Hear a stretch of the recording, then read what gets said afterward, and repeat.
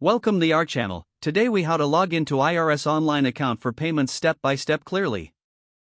To begin the process of logging into your IRS Online Account, open your web browser. In the address bar, type www.irs.gov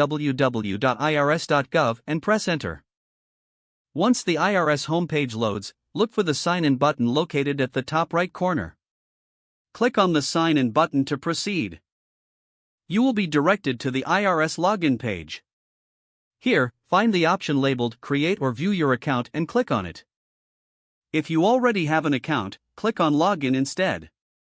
On the next page, enter your username in the provided field. Next, type in your password in the appropriate box. Make sure to check for any spelling errors or case sensitivity. If you forget your username or password, click on the links provided to recover them. Once you have entered your credentials, click on the Sign In button. The system may prompt you to complete an identity verification step. Follow the instructions displayed on the screen to verify your identity.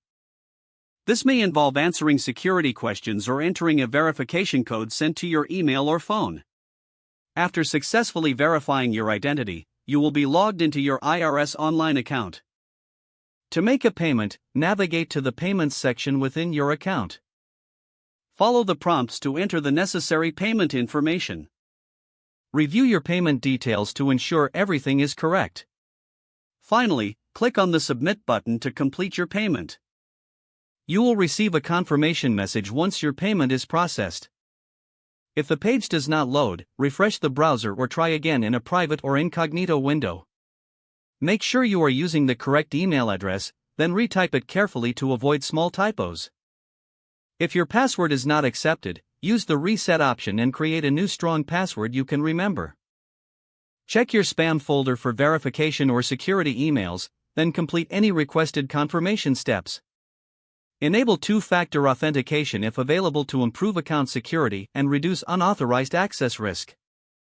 After signing in, review your profile details so your contact information and settings are accurate and current.